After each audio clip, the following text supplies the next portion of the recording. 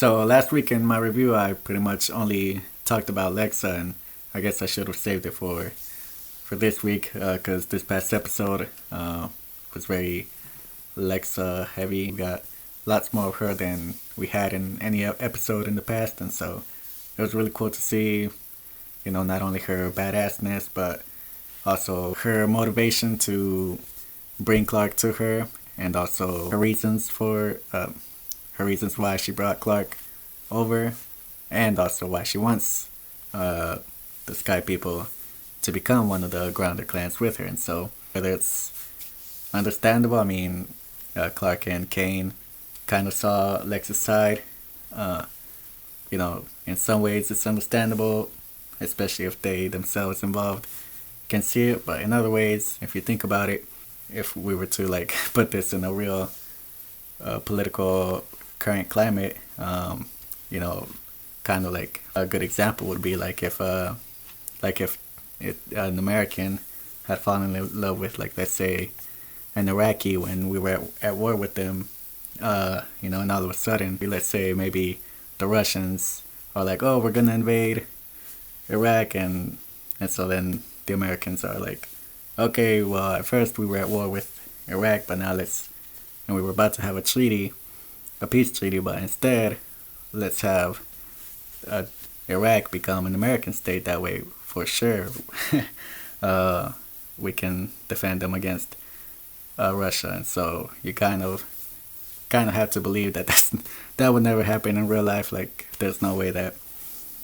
But of course, I mean, that's only because we have things like United Nations, and surrounding countries would be like, what's up with that?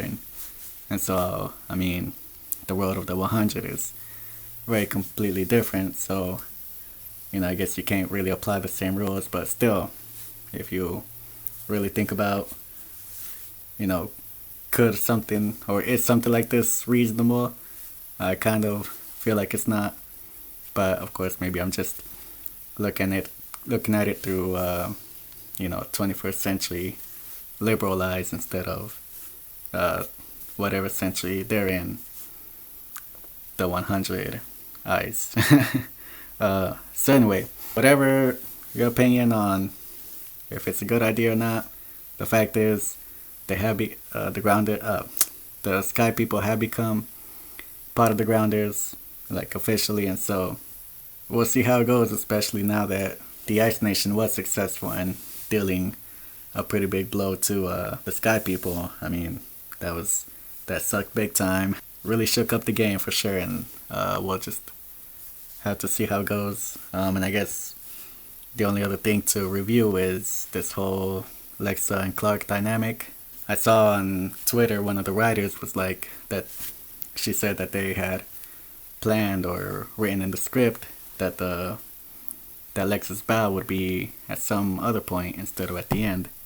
And I feel like if it hadn't been at the end, if let's say maybe the bow was gonna happen, maybe when Clarke was putting the knife to Lex's throat, or somewhere in one of their other interactions, I feel like that would have just been classic manipulation tactic on Lexa, because I mean, I'm very familiar with manipulators, and bowing before someone is showing their power over a person by seemingly momentarily showing that they're subservient, I'm sorry, only to then come back and manipulate even more.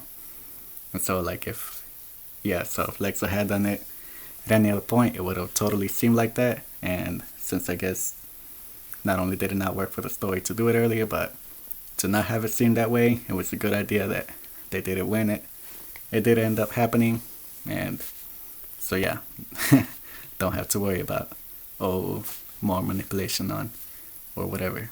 And I would love to talk about lots more characters, lots more relationships, but I'm sure we'll get to some other stuff at the end. I mean, in other weeks with other episodes. So for now, I'll leave it at that, and thanks for watching. Like, subscribe, comment, all that good stuff, please, but do what you want. Alright, see ya.